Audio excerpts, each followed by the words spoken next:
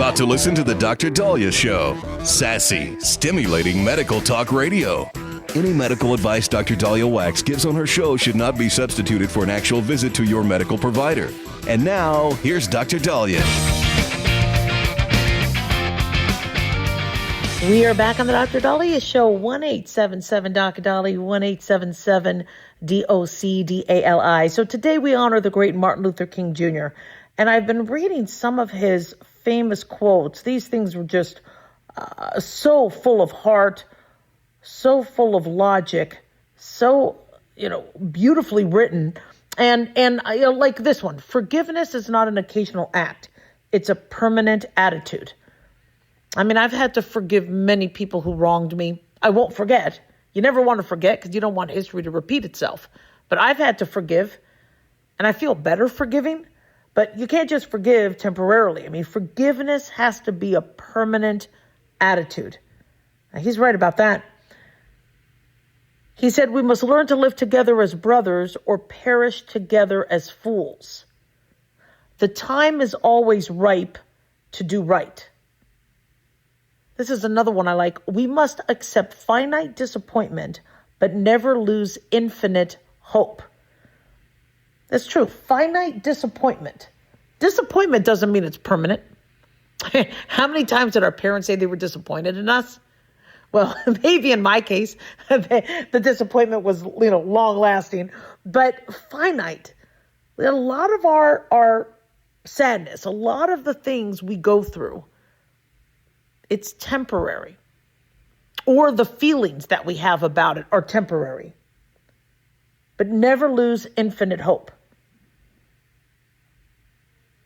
I'm looking at, this is from Country Living.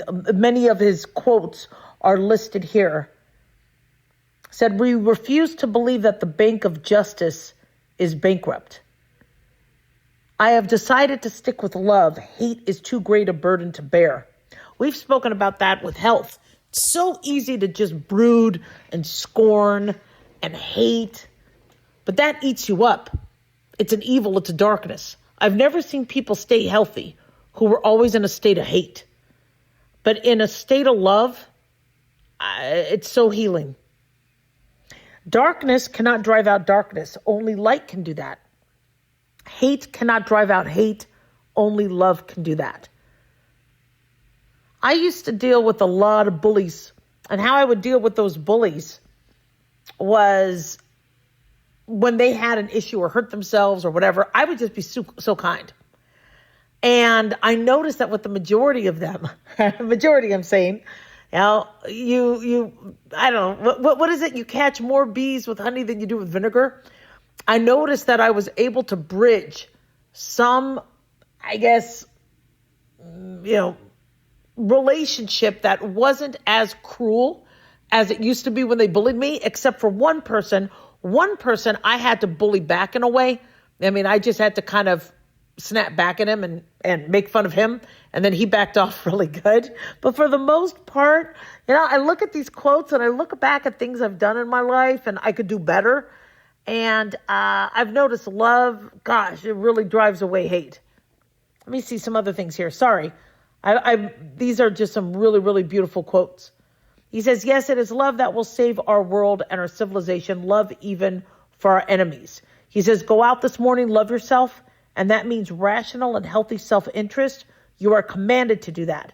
That the length of life, then follow that. That's the length of life. Then follow that. Love your neighbor as you love yourself. You are commanded to do that. That's the breadth of life. He said, men for years now have been talking about war and peace, but now no longer can they just talk about it. It is no longer a choice between violence and nonviolence in this world. It's nonviolence or non-existence. He says the beauty of genuine brotherhood and peace is more precious than diamonds or silver or gold. He says true peace is not merely the absence of tension. It is the presence of justice. He says also, Martin Luther King, everybody can be great because everybody can serve. You only need a heart full of grace, a soul generated by love. And this one I like. I believe that what self-centered men have torn down, other-centered men can build up. We all have the drum major instinct, he says. We all want to be important, to surpass others, to achieve distinction, to lead the parade. And the great issue of life is to harness the drum major instinct. It is a good instinct if you don't distort it and pervert it. Don't give it up. Keep feeling the need for being important. Keep feeling the need for being first. But I want you to be the first in love. I want you to be the first in moral excellence. I want you to be the first in generosity. So this is interesting. With keep feeling the need for being important. I love that he says that, because many of us, we fear that we're going to lose the humbleness and we're not going to be humble, or we're going to defy God, or we're going to do something wrong. But having that inspiration to do something important and to be important is okay. And I've seen people, like, well, I want to be a star, or I want to be and then they feel like, well, I'm being self-serving. Listen, if you think you're a rock star and you're going to be able to do good and you're going to be able to thrive. I had to have some of that thinking to get to medical school. I would have never applied. I would have never been able to get through the trials and tribulations of medical school if I was always down on myself.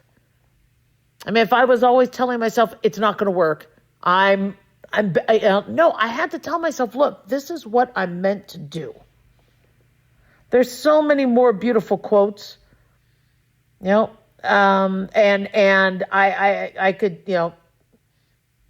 read these forever, but, we have these 3-day weekends, and I understand that it was, I forgot what it was, one of the uniform acts, or that where, president made these holidays where they're 3-day weekends. We're supposed to do more than just barbecue and take a 3-day weekend. When we have something like this, whether it's Memorial Day, Labor Day, Martin Luther King Day, President's Day, we should sit and reflect. And so reflect on some of these beautiful quotes. And I got to tell you, they're uplifting, and they really help you guide through life. Time is neutral. It can be used either constructively or destructively. Let's be constructive. 1-877-DOC-DALI, 1-877-DOC-DALI.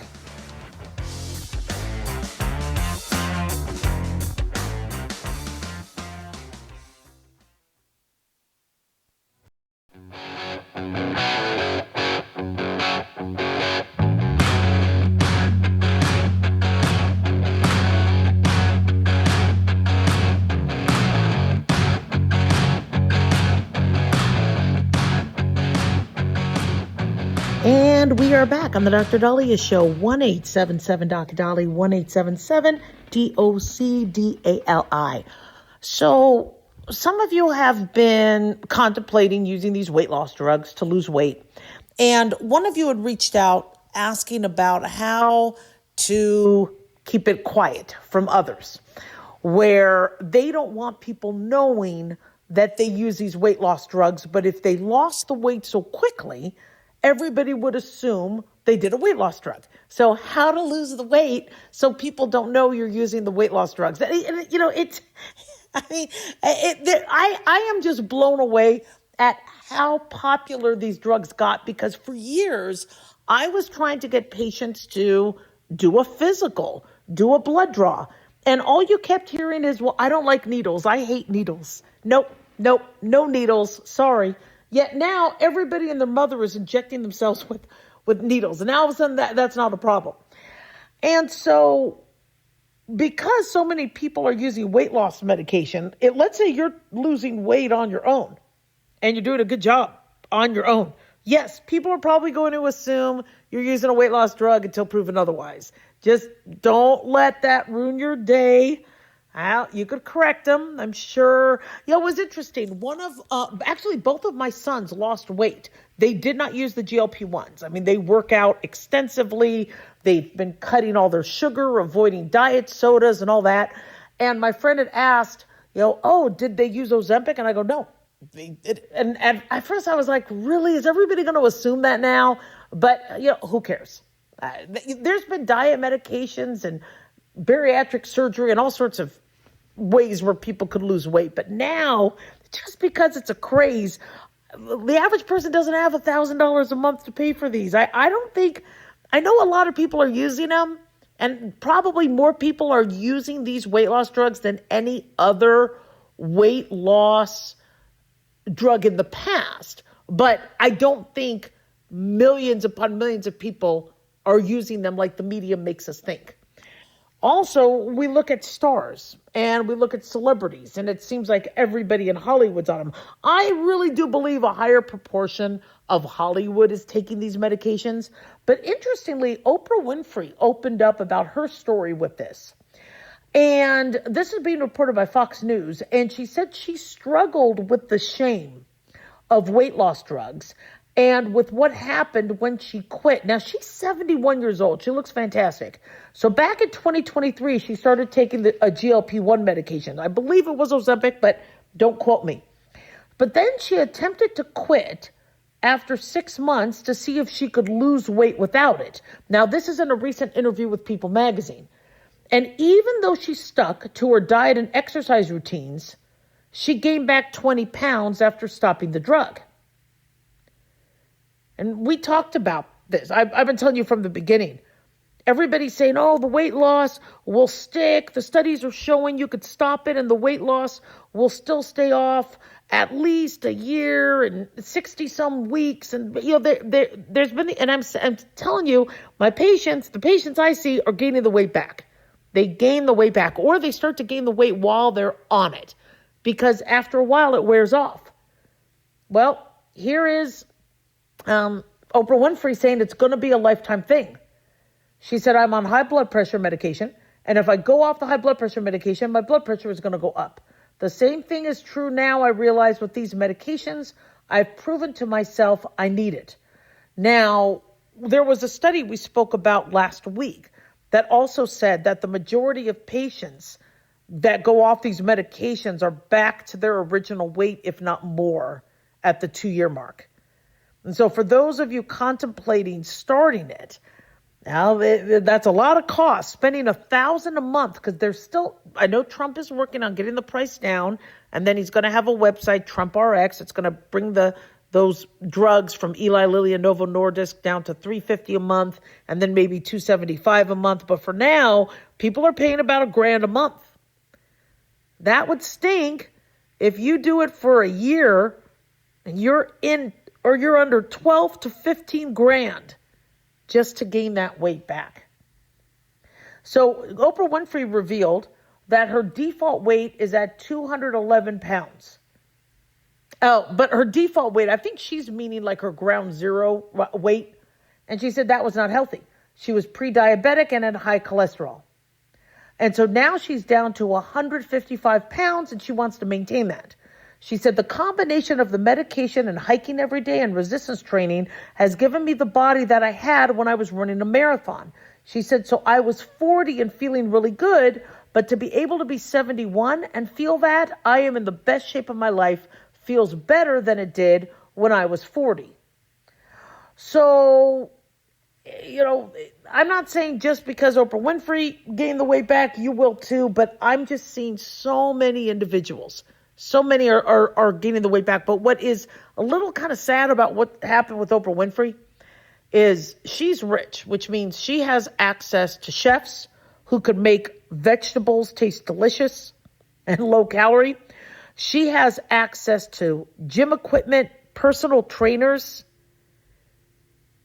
and she gained weight back when she went off the medication. Which means if she could gain the weight back, any of us can. So going back to what we originally started talking about, when you're going to lose weight, you might do it on your own, or you might use those Ozempic. How do you hide the fact? How do you, I think the stigma is going to start going away. Look at how we got rid of the stigma of dyeing hair. People in the 1950s would hide the fact they had to dye hair. I remember my mom was dyeing her hair red. And she was telling me, don't tell anybody that I dye my hair. I'm like, but your eyebrows are dark. They could tell that that's not your real hair color. So then she did something with her eyebrows and all that. It was just nowadays, Everybody is, they're dyeing their hair so many different colors and they're adding extra. I was a blonde when I was born, but then my hair got darker and now I'm blonde because of bleach.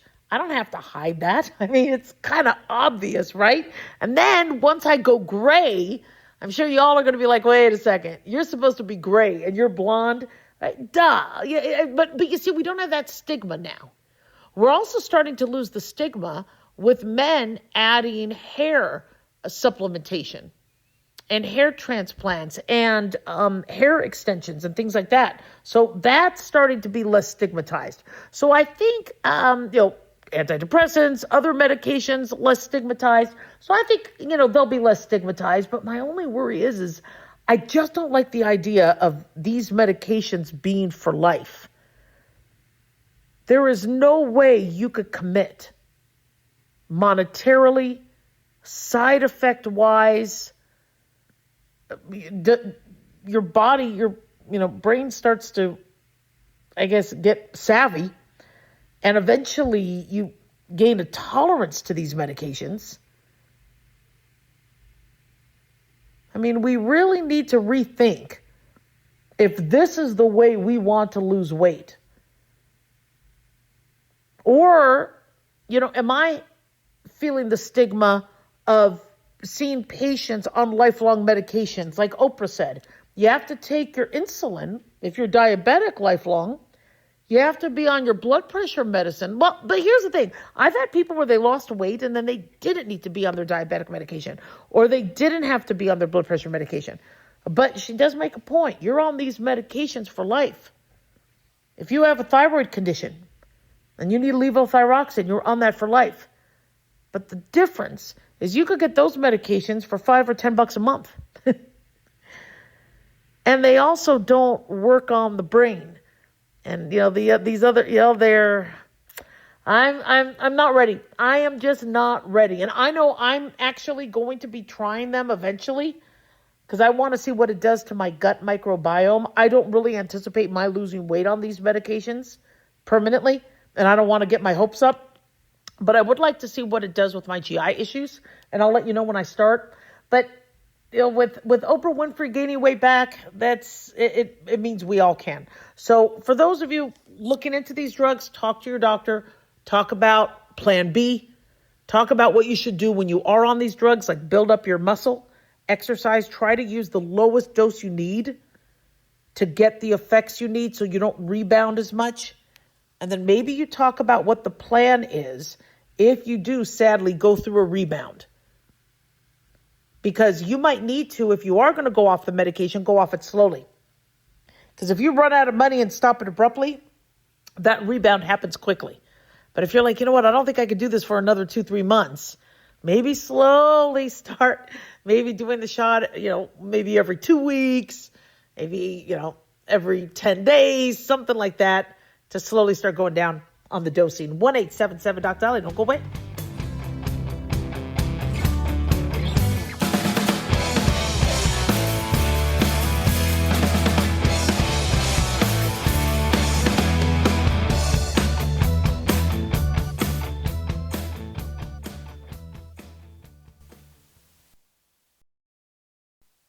Hey guys, it's Dr. Dahlia. Fantasy football season is coming, but sadly, too many of you are taking the bench while the country takes part in one of the most exciting and lucrative industries out there. Don't know how to play? Well, huddle up and listen. Paul Kalikas and I have written a fantasy football pocket guide for beginners. This book walks you through the basics and shows you how simple and lucrative joining or creating a fantasy football team can be. Read our fantasy football pocket guide for beginners found on Amazon or follow the links on X and Facebook. That's fantasy football pocket guides for beginners. Don't be left out.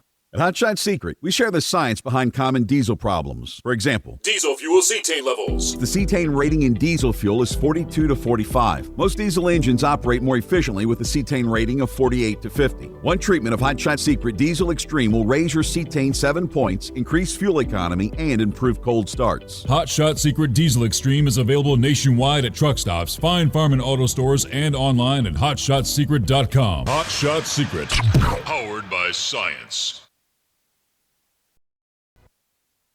Have you ever thought you'd like to buy and sell houses but didn't know how or where to get the money? My name is Ron LeGrand, and over the past 40 years, I've bought over 3,000 houses without using my money or credit and taught thousands to do the same. Today, even in a virtual environment, we buy nice houses in nice neighborhoods using no banks, realtors, contractors, or other costly entanglements, and build huge cash flow and wealth without the hassle of tenants, all without credit and little or no money. You don't need a license or experience, and I'll show you exactly how it's done. Text FREE to 99799, and I'll send you my free training. I promise you I'll change the way you think about real estate and open the door to a new lifestyle that doesn't involve risk or rehabs and can quickly replace your current income. Text FREE to 99799 and let me show you how to take your life back and build cash flow and wealth from your home. That's FREE to 99799. Again, FREE to 99799. Hi, it's Mark Falter, host of the Financial Fitness Show.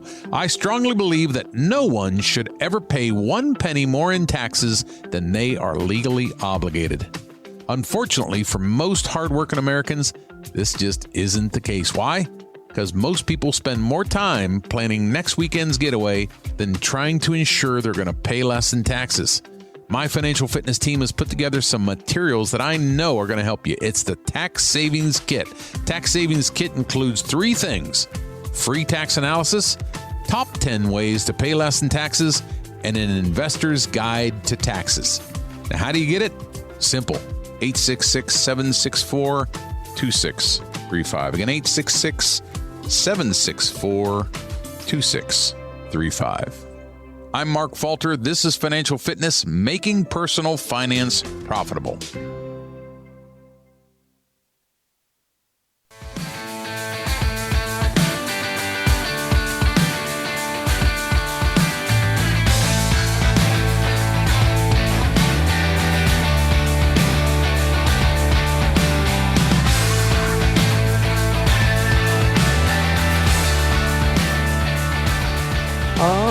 We are back on the Dr. Daliah Show, 1-877-DOC-DALI, 1-877-DOC-DALI. So Rob Schneider was doing a tour. He was in town, I believe, on the 16th and the 17th. And he did a stand-up. And Rob Schneider, I remember from Saturday Night Live, the movie Hot Chick, Deuce Bigelow. Yeah, he and Adam Sandler did a bunch of movies, Grown Ups, and all sorts of things. And he's pretty talented, and he's pretty funny. And so a friend of mine got discount tickets. So, yeah, there's a discount ticket. I'm going to go. And it was really good. It was actually really funny. But what was interesting about what Rob Schneider did is he did his comedy and, the You Can Do It, from Waterboy and things like that. But he filled a lot of the show with music. And apparently he could sing. I mean, really sing. Now, I would have never thought that Rob Schneider was a singer and an entertainer in that fashion. But not only can he sing, but he can do it in Elvis, in Roy Orbison. His imitations were spot on and on key. He imitated Paul McCartney, Willie Nelson. And I bring this up because he's over 60, I believe. And he was talking about how he recently turned 60. And here he is, known for his You Can Do It and comedy and ballet and all the other, weird sounds he would make and things he would do. And being that the majority of his show was musical and him portraying his vocal breadth, it was pretty telling. Now, and one, it shows that, when you see somebody who's a comedian, it's not that, they have nothing better to do but to make jokes. Many of them have a lot of talent, but what sells is the comedy. Like Jimmy Fallon. Jimmy Fallon could sing. He would love to sing, but how he made, I guess, his income was doing comedy. I mean, that's where he got big. But when you look at what stars are doing, where they're reinventing themselves, I mean, here's Tom Brady doing these Pizza Hut commercials, which I don't think is the best thing to do, but I still love seeing Tom Brady. So I'll take him on a Pizza Hut commercial. I'll take him, sports casting for, is it Fox News I think he does Fox News. Yeah. I mean, I'll take him anyhow I could get him because I really miss watching him play football, although I would never advise him to come out of retirement and play more football. I think, after losing that last season, I wouldn't go any further. I think I also wouldn't urge him to coach. I think coaching is kind of a dead-end job because you eventually get fired anyway.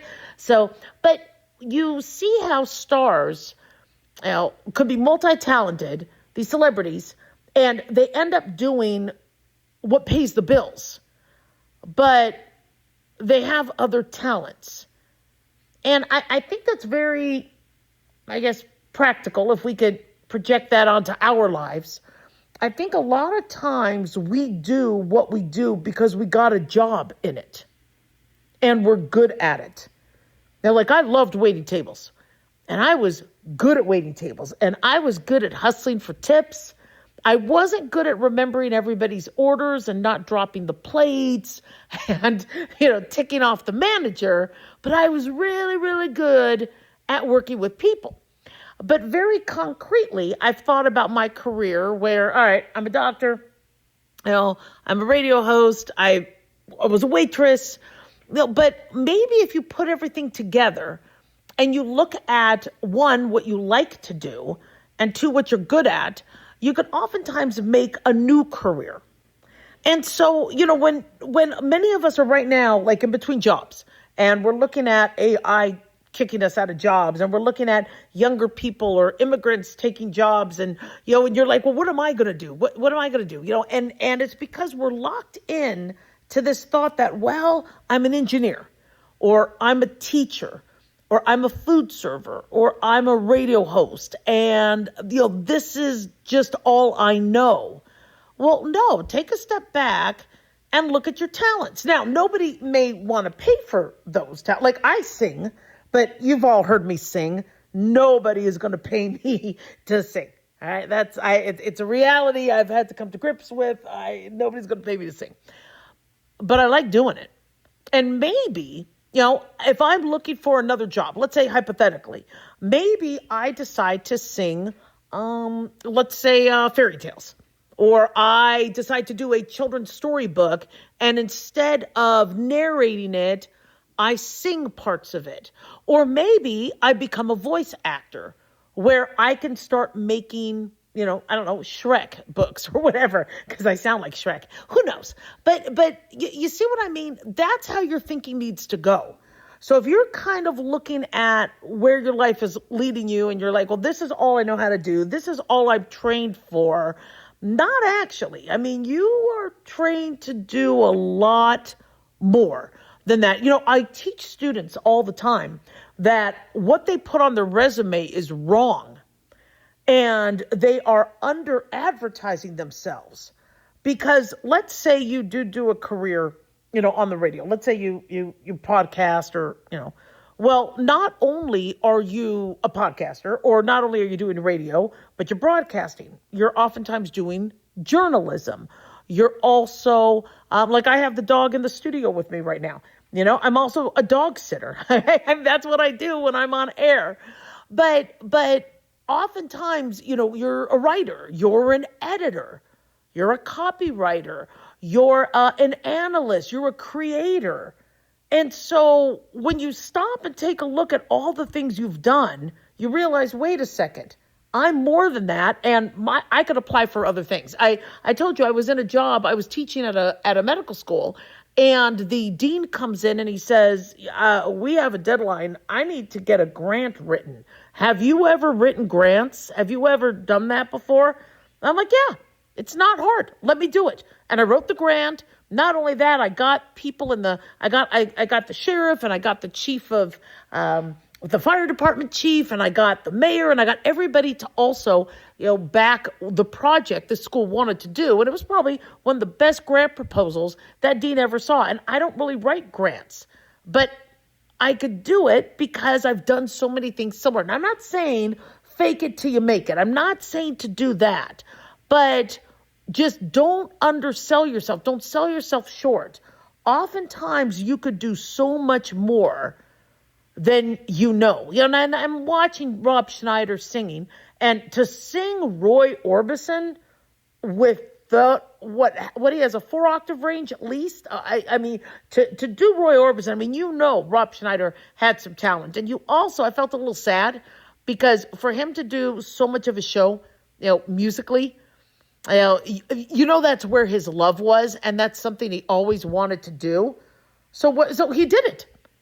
I know everybody expected comedy and, politics and all that, but, and he's starting to become more of a political commentator. I mean, his career is morphing because it's really hard to be a 60-year-old man saying, you can do it. You can't just do that.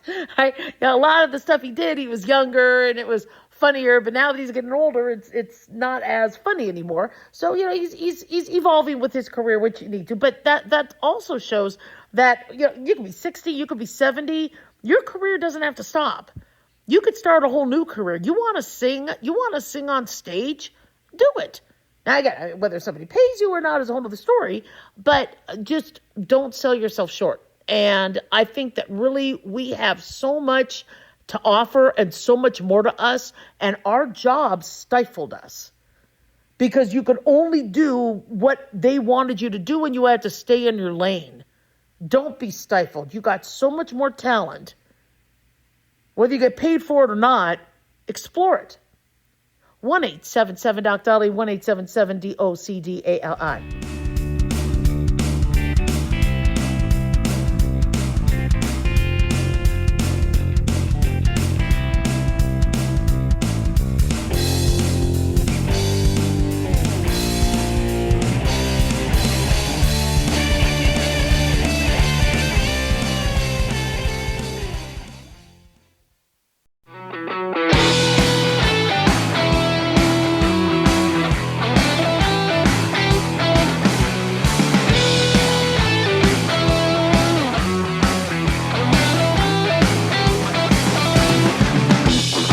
All right, we are back in the Dr. Dolly Show, 1-877-DOC-DOLLY, 1-877-DOCDALI. So Mariah has a colonoscopy. It's her first one. Congratulations, yay. I love when my listeners get a colonoscopy. I've had 4.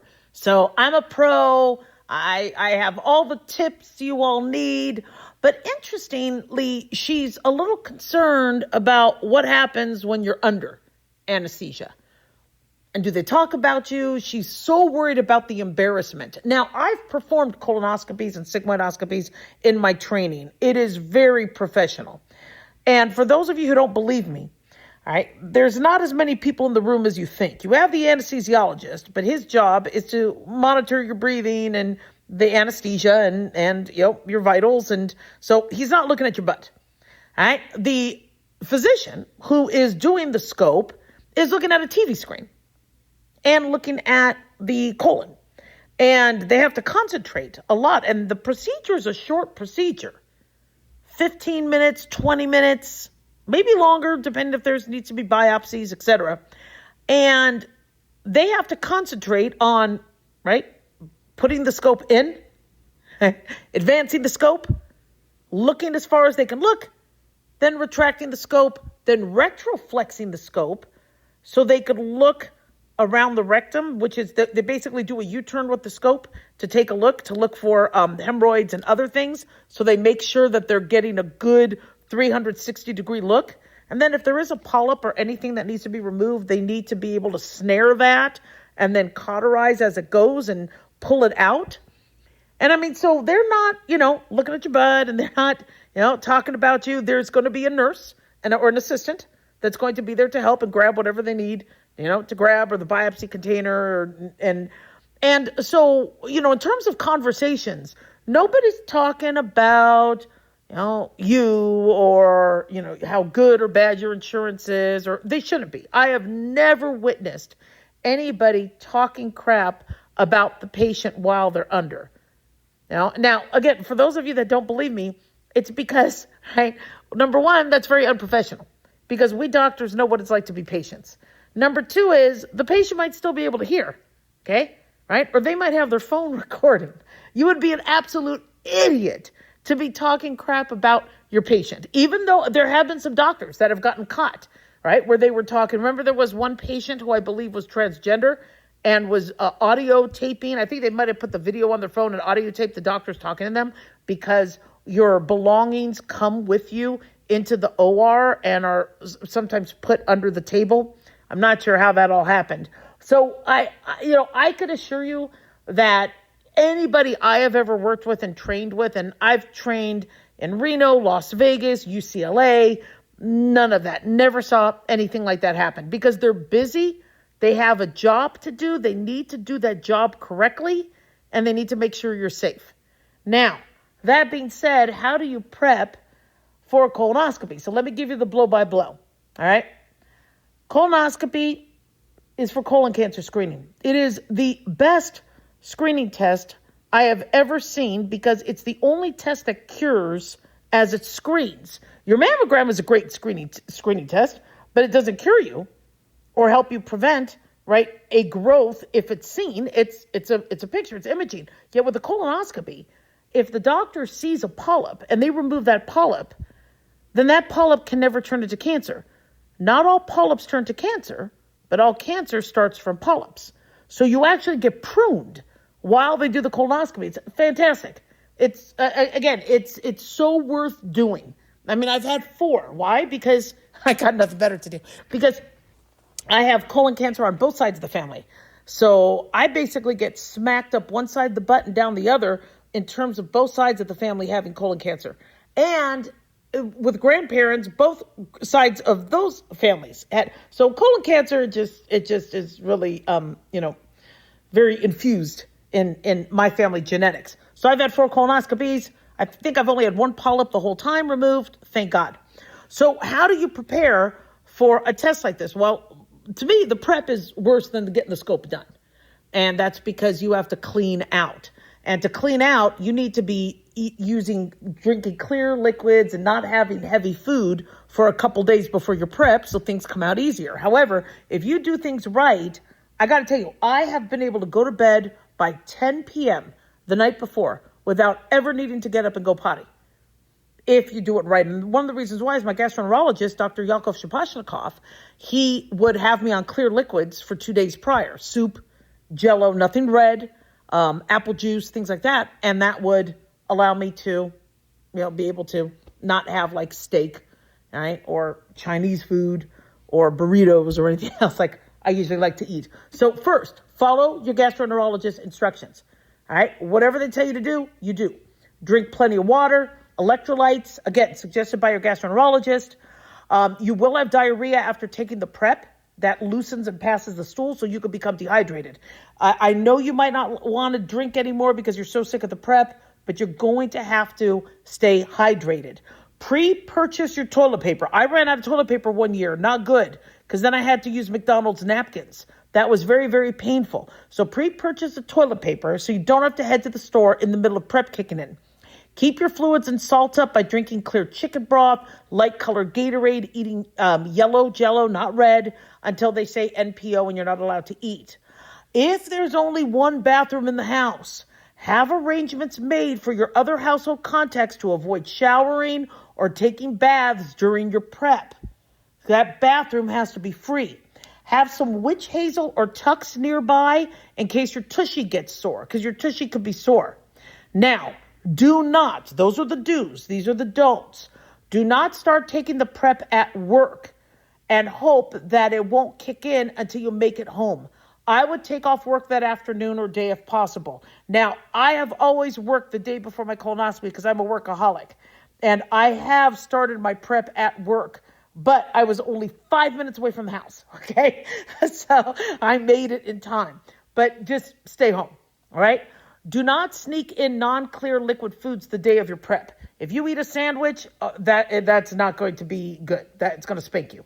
Do not use red or dark colored clear liquids when you're on your clear liquid diet, because then it could look like blood when he's doing or she's doing the colonoscopy. So you want to avoid any red or dark. Do not use cheap toilet paper the day of your prep. You will want nice, soft, please don't squeeze the Charmin sort of toilet paper. Do not eat or drink the day of the procedure as indicated by your provider. Do not post your journey on social media. I know I did, but trust me, nobody really wants the blow-by-blow. Now, this is big. This is the biggest piece of advice I could give you. Do not try to pass gas in the middle of the prep or right after, because you might soil yourself, which is called a shart. And I got to tell you, from experience, that seems to happen a lot. Now, I know the holidays are over, but I did write a poem about all this, okay? It's called "'Twas the Night Before My Colonoscopy." 'Twas the night before my colonoscopy, and all through the house, not a toilet was functional, at the fault of my spouse. I warned him thoroughly that his diet was foul, but he blamed my cooking and called my mother a cow. At this point, I was furious, but the prep was kicking in. I had not a toilet, a bedpan, or bin. It was bad enough I had starved for 2 days drinking soup. Now my reward was the inevitable expulsion of poop. I needed to stop this, or slow it down at the least. I opened my medicine cabinet and began to beseech. Now Maalox, Mylanta, now random suppository, now Pepto, now Imodium. Put an end to this story. I don't want the doctor finding a polyp or mass. Just please stop the flood that's coming out of my... Well, my hubby came through, and much to my delight, he unplugged the toilet, so began my long night. By the time my prep finished, it was 2:45. I had passed my whole insides, losing 5 pounds with glee. So off to bed I go, with little strength but my might. Get your colon cancer screening, y'all. And to all, a good night. Yeah, you see, I'm a poet. I knew it. I could be a poet. All right, don't go away. We'll be right back. 1-877-Doc-Dollar.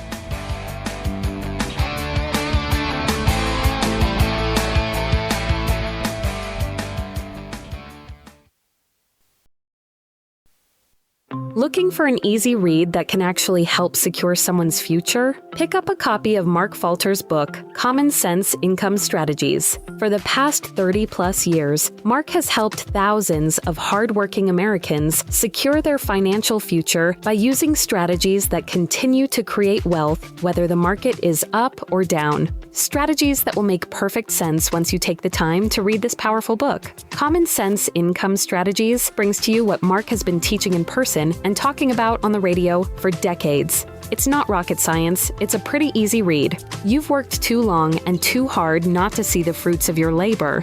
Common Sense Income Strategies is available now on Amazon or by calling 866-764-2635. That's 866-764-2635. Common Sense Income Strategies by Financial Fitness Show host Mark Falter. Secure your financial future today. Hey guys, it's Clyde. You know, we've had a lot of requests for Ground Zero merchandise, so we put together an online store with a big variety of high-quality items. I'm really excited to let you know about these things.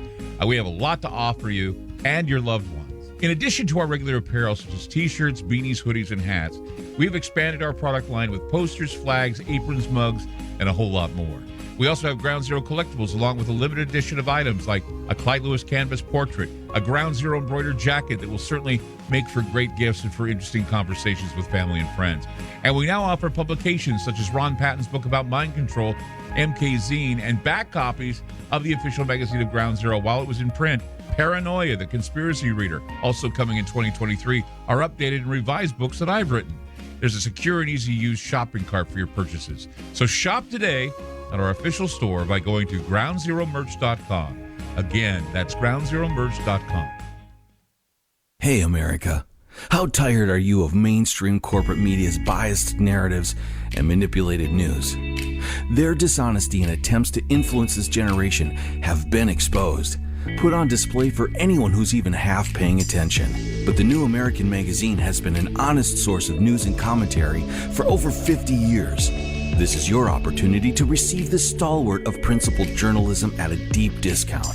Picture a beautifully published magazine arriving at your doorstep twice a month, packed with insightful stories written with integrity. It's also available digitally on the New American's mobile app.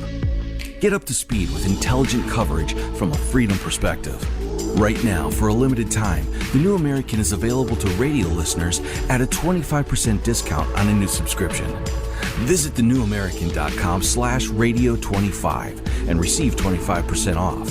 Subscribe today at thenewamerican.com/radio25.